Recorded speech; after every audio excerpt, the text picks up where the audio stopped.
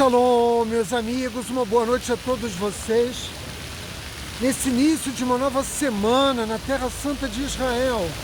E o meu primeiro desafio é conseguir vencer com a minha voz, que não é muito potente, o barulho da água batendo no chafariz e o intenso movimento que ocorre nesse ponto onde a King George cruza Rambam. E é um local de grande concentração de hotéis aqui na Grande Jerusalém. Portanto, eu já quero começar pedindo desculpas a vocês pelas dificuldades evidentes de transmitir a minha mensagem. Mas, por outro lado, o momento histórico que nós atravessamos exige de nós um esforço de compreensão do papel que cada um de nós devemos exercer ativamente nesse momento histórico. E eu quero começar afirmando que a vida dos judeus importam, vidas judias importam. E elas importam não apenas para nós judeus, evidentemente, mas elas devem importar a toda a humanidade. Quase 2000 anos, quando o Beit HaMikdash foi destruído, o mundo perdeu um local de grande bênção para todos os povos, não apenas para nós judeus, mas para toda a humanidade que perdeu um lugar de grande iluminação, né? Um local por onde as bênçãos mais significativas, mais importantes que chegavam para a humanidade simplesmente cessaram. Se os romanos tivessem entendido isso há 2000 anos atrás, eles jamais teriam destruído o Beit HaMikdash. E agora a humanidade, apesar de todo esse tempo que passou, ainda não conseguiu compreender o significado da existência do povo judeu para toda a humanidade. E nós, que somos obrigados moralmente, não apenas por sermos judeus, mas sobretudo por termos clareza ética e moral em afirmar da necessidade da preservação do povo judeu, perguntamos: onde está o movimento para apoiar as vidas judias enquanto crescentes ameaças se agigantam, não apenas em Israel, não apenas em Israel e nos Estados Unidos, não apenas em Israel, nos Estados Unidos e nas principais capitais europeias, mas no mundo inteiro? Onde está o movimento de apoio que é tão necessário neste momento, em razão das ameaças vis, das ameaças explícitas contra a vida dos judeus no mundo todo? E eu devo voltar, me obrigo a isso, a voltar ao tema das declarações e atos que tornam imensamente inseguras as vidas dos judeus nas universidades norte-americanas. Quem poderia imaginar há um mês atrás as histórias que eu já contei para vocês e que quero seguir contando, no qual refeitórios caché, centros judaicos dentro das universidades americanas são literalmente cercados por aqueles que promovem ódio contra o nosso povo. Estudantes judeus dessas universidades, praticamente de todas as universidades norte-americanas, são obrigados a se esconder, a se refugiar nos seus dormitórios e nas bibliotecas. Por quê? Porque eles têm sido vítimas de ameaças constantes, ameaças de morte, não é simplesmente de perseguição religiosa, né, ideológica ou racial. Trata-se de ameaças de morte. Por isso eu quero insistir que muitos não poderiam, há um pouco mais de um mês atrás, supor que tais eventos tivessem lugar. nas universidades americanas, e o que é pior é que esses atos são encorajados pelos professores de muitas dessas instituições que endossam essa ideologia de ódio e apoiam abertamente o Hamas. E nós temos, evidentemente, de nos confrontarmos a essas forças que promovem diversas formas de ódio e de intolerância, não apenas nos campos universitários norte-americanos, mas em todas as cidades do mundo, inclusive no Brasil. Nós temos que questionar se a reação quase silenciosa das autoridades americanas, apesar de todo o apoio que Trump vem dando, né, ao Estado de Israel, apoio militar, porque é isso que importa. A verdade é que no interior da sociedade americana a resposta não tem sido a mesma. Por isso nós questionamos a ausência de uma reação clara e inequívoca a esses atos abertamente antissemitas. E eu pergunto, se um centro estudantil negro numa universidade americana sofresse o que as nossas instituições estão sofrendo, se um grupo de estudantes que representam a causa LGBT nas universidades sofressem o que nós estamos sofrendo, se grupos estudantis muçulmanos estivessem sendo perseguidos como jovens judeus nas universidades americanas, será que nós teríamos uma reação tão silenciosa? Ou haveria, como de fato tem ocorrido, uma reação dura, violenta, direta contra toda forma de ódio, intolerância e perseguição contra esses outros grupos minoritários na sociedade norte-americana? E se nós fomos obrigados, eu me refiro aos jovens universitários norte-americanos, a se trancarem, a se esconderem em bibliotecas para não serem mais ameaçados e insultados, imagina o que virá em seguida. De tal modo que as organizações americanas, judaicas naturalmente, têm denunciado o aumento de mais de 400% nos incidentes antissemitas no território americano, naturalmente, desde do dia 7 de outubro, no qual Israel foi vítima desse ato bárbaro de assassinato de 1.400 judeus.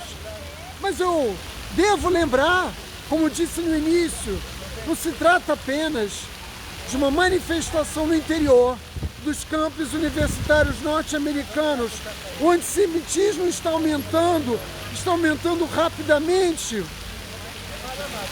E em razão desses fatos, eu devo lembrar a muitos que já acompanham o nosso canal há algum tempo, que eu sempre digo a vocês, nos 602 vídeos que tem nessa plataforma, e muitos deles eu chamava a atenção para o fato simples de que nós vivíamos uma janela histórica. E que janela histórica era essa?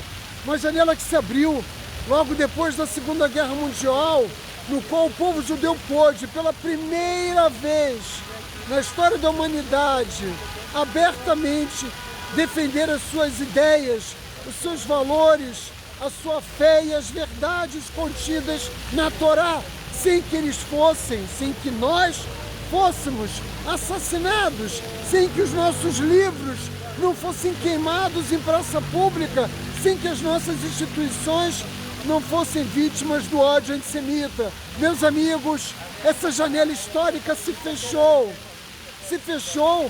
E se até um mês atrás muitos eram aqueles que queriam se unir ao povo judeu, seja por meio de conversão ou por meio de uma aliança histórica, por entender que nós judeus representamos a verdade de Deus no mundo, esse número naturalmente vai diminuindo drasticamente e as pessoas agora querem se afastar, do povo judeu. Por quê?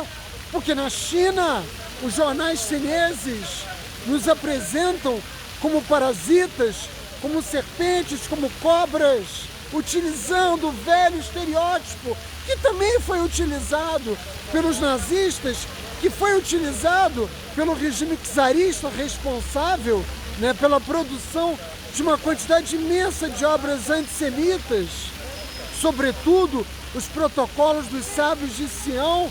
Enfim, a janela histórica se fechou e é preciso ter muita coragem para, não sendo judeu, estar conosco nessa que de fato é uma trincheira de luta, que é no fronte de batalha em Gaza, mas é também nas redes sociais, nas universidades, em todos os lugares onde a sociedade judaica está presente. Já não somos mais livres para dizer a verdade e compartilhá-la com toda a humanidade. E eu, com tristeza, devo reconhecer que em breve os nossos livros serão novamente queimados, né, nas praças das grandes capitais europeias e, quiçá, nós mesmos sejamos vítimas de todo esse ódio. Em Londres, há 4 dias atrás, meninas que brincavam num parque foram chamadas de judias fedorentas. É uma repetição do velho ódio antissemita, e ele não poupa mulheres, crianças, idosos, sionistas ou antisionistas, religiosos ou antirreligiosos. Ele é um ódio direto, simples, aberto contra todo judeu. São estereótipos milenares que estão profundamente entranhados na psique da história humana e que são trazidos à tona e que são o combustível para a produção, né, de todo esse ódio antissemita. Nós, judeus, até pouco tempo atrás, éramos tidos como paranoicos quando afirmávamos a existência do antissemitismo no mundo. Agora, ninguém mais tem a coragem de dizer que nós estamos sendo paranoicos. Muito pelo contrário, estamos sendo realistas. Por quê? Porque em todas as partes, né, incidentes antissemitas ocorrem. Não só o crescimento foi registrado nos Estados Unidos, mas em todas as partes. Portanto, nós somos acusados de vampiros, parasitas, cobras, serpentes, abertamente. E não só na China, mas em toda parte. E aonde está agora o apelo para cancelar os que promovem o ódio antissemita? Onde está o apelo para cancelar e desfinanciar os campos universitários, que são mantidos muitas vezes graças às generosas contribuições de milionários judeus, de famílias judias muito ricas, que sempre apoiaram, né, a produção do pensamento, sempre apoiaram o fortalecimento do ensino universitário. Saibam, e eu digo isso apontando para cada um de vocês que me ouve hoje, não há lugar para ficar à margem desse processo. A omissão é inaceitável. E, infelizmente, nós sabemos que essa maioria silenciosa, que não se importa com a dignidade e os valores humanos, vai se fazer presente, ignorando, né, o fato de que nós judeus estamos sendo perseguidos. Por isso, nós precisamos falar. E eu tenho quase que gritar aqui no meio da praça para poder dizer a vocês que o silêncio sempre beneficia o antissemita e que para enfrentar o antissemitismo é necessário desencadear uma campanha ampla, uma campanha abrangente de denúncia desses atos que ameaçam a dignidade do povo judeu. E eu devo recorrer a Elie Wiesel, Prêmio Nobel da Paz, que nos deixou tão recentemente e que nos ensinou uma lição poderosa, que a neutralidade ajuda o opressor, que a neutralidade nunca ajuda a vítima. E nós agora somos as vítimas mais uma vez na história humana. O povo judeu é vítima dos que nos perseguem, dos que querem promover a destruição da nossa identidade cultural. É como se os gregos voltassem mais uma vez no passado para tentar impedir que nós pratiquemos, né, a nossa tradição, a nossa cultura e, sobretudo, continuemos a promover os valores do Deus único, os valores do monoteísmo, que indiscutivelmente foi a maior contribuição introduzida na humanidade pelo povo judeu. Portanto, eu conclamo todos vocês, sejamos intolerantes com o que é intolerável. E o que está acontecendo hoje é intolerável. Por quê?